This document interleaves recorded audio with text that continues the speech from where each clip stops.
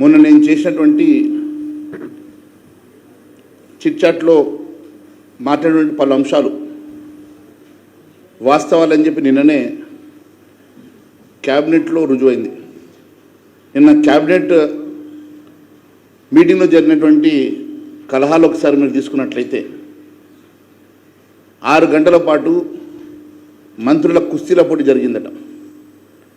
6 గంటల పాటు మంత్రులు ఒకరినొకరు నిందించుకోవడానికి, ఒకరి మీద ఒకరు మల్లగుల్లాలు పడి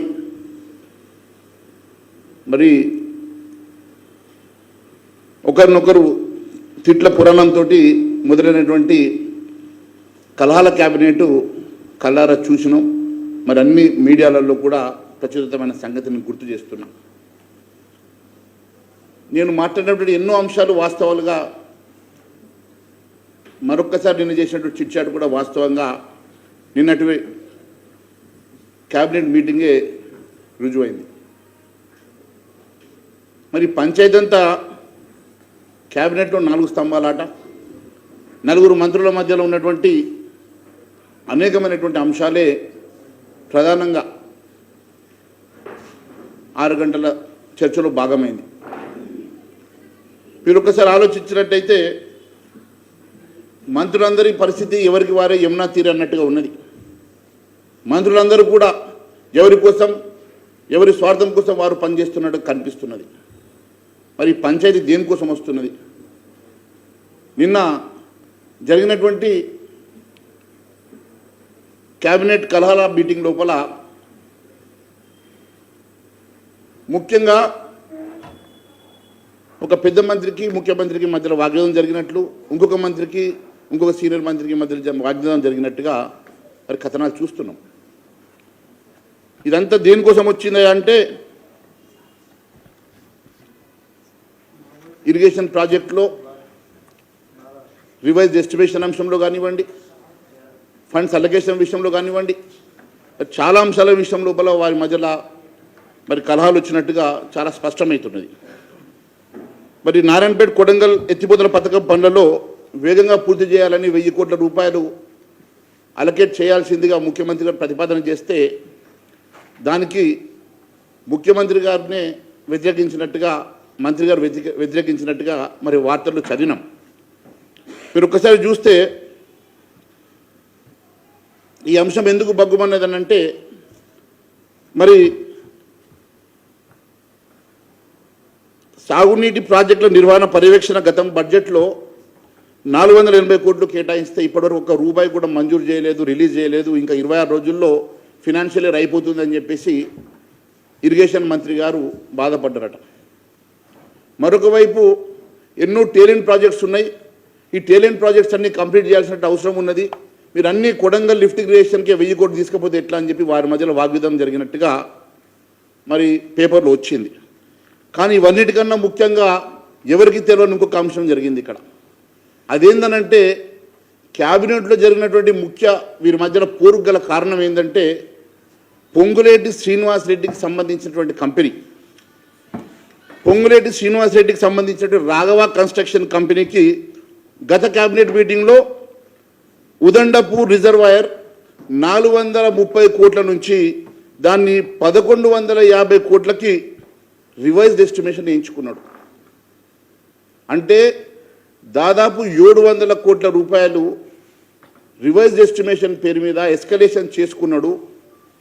మరి ఒక మంత్రికి మీరు 700 కోట్ల రూపాయలు రివైజ్డ్ ఎస్టిమేషన్ ఇచ్చిండ్రు, మరి మాకు సంబంధించినటువంటి ఎంతోమంది కాంట్రాక్టర్లు ఉన్నారు కదా, మరి వాళ్ళకెందుకు ఇవ్వరని చెప్పేసి ఆ మంత్రుల మధ్యలో పంచాయతీ మొదలైంది.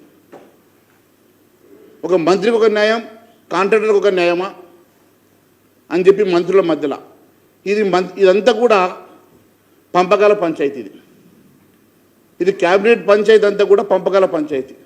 ఈ పంపకాలలో మంత్రి పొంగులేటి శ్రీనివాసరెడ్డి గారి రాఘవ కన్స్ట్రక్షన్కి చెందిన కంపెనీకి ఉదండపూర్ రిజర్వాయర్లో 430 కోట్లను 1150 కోట్లకు ఎందుకు పెంచిండ్రు, దేనికోసం పెంచిండ్రు, దానికి మళ్ళీ రివైజ్డ్ ఎస్టిమేషన్ పేరు మీద పెంచినప్పుడు మరి రీటెండర్ ఎందుకు చేయలేదు, రీటెండర్ చేయకుండా ఆయనకే నామినేషన్ బేసిస్ మీద వర్క్ని 1150 కోట్ల వర్క్ని మళ్ళీ రీటెండర్ చేయకుండా ఆయనకి ఎందుకు ఇస్తారు అనే పంచాయతీ గత క్యాబినెట్లో చేసినప్పుడు మరి నేను ముఖ్యమంత్రిని, నా కాన్స్టిట్యున్సీకి 1000 కోట్లు ఇవ్వరా అని ముఖ్యమంత్రి, మరి నేను ప్రపోజ్ చేసినటువంటి ఎన్నో వర్క్స్కి మీరు ఎందుకు అలొకేషన్ చేస్తలేరు?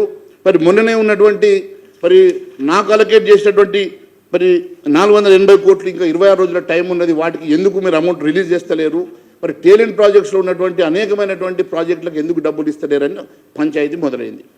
ఈ పంచాయతీ ఇక్కడితో ఆగలే. ఈ పంచాయతీకి మళ్ళీ ఇంకొక అంశం ఏంటంటే దీనికి సీతమ్మ బ్యారేజ్ కూడా చేర్చిండ్రు.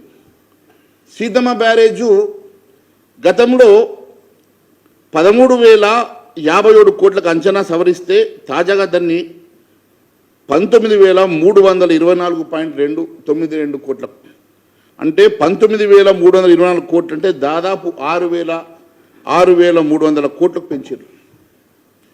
దాన్ని క్యాబినెట్ ఆమోదం కోసం పెట్టిండ్రు.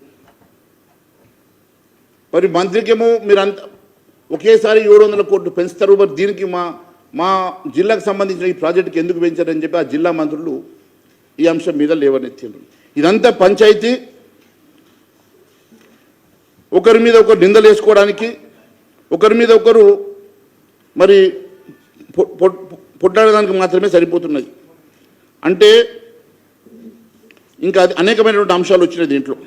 మంత్రివర్గంలో అంచనాల సవరణ విషయం కానీ, రివైజ్ ఎస్టిమేషన్ విషయంలో కానీ మీరు ఒక మంత్రిగా ఉన్నటువంటి వ్యక్తి, క్యాబినెట్లో ఉన్నటువంటి వ్యక్తి, క్యాబినెట్ ఆమోదం చేయాల్సినటువంటి వ్యక్తి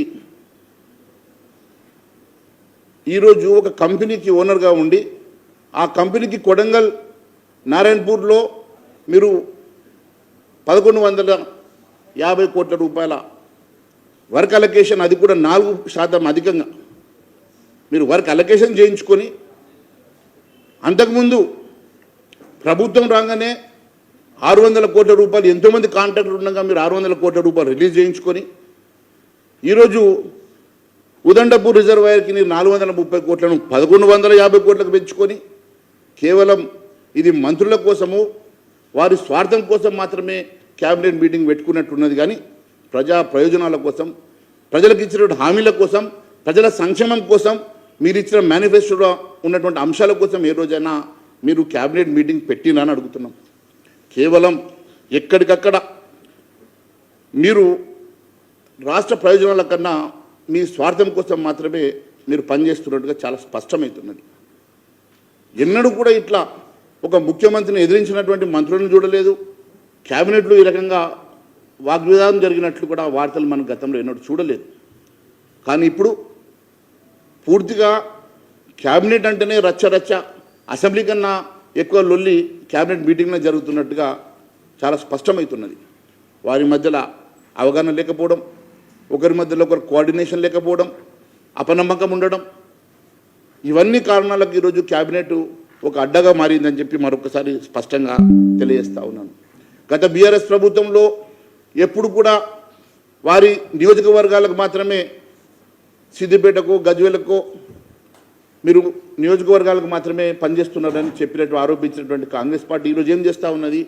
వారికి సంబంధించినటువంటి నియోజకవర్గాలకు, మంత్రుల నియోజకవర్గాలకు పనిచేస్తూ ఉన్నారు. కానీ ఈరోజు 119 నియోజకవర్గాల్లో రిప్రజెంట్ చేసేటువంటి ఎమ్మెల్యేల నియోజకవర్గాల్లో మీరు ఏ రకంగా అభివృద్ధి చేస్తూ ఉన్నారో చెప్పాల్సిన అవసరం ఉన్నది. మీరు ఈరోజు టీఆర్ఎస్ బాటలోనే కాంగ్రెస్ ప్రభుత్వం నడుస్తున్నట్టు చాలా స్పష్టమవుతున్నది. అంతేకాదు మంత్రులంతా తమ సొంత సెగ్మెంట్లకు పనిచేయడమే కాకుండా, లేదంటే కమిషన్ల కోసం మాత్రమే పనిచేస్తున్నట్లు, ప్యాకేజీల కోసం మాత్రమే పనిచేస్తున్నట్లు, కబ్జాల కోసం మాత్రమే పనిచేస్తున్నట్టు కనిపిస్తూ ఉన్నది రాష్ట్ర ప్రభుత్వం.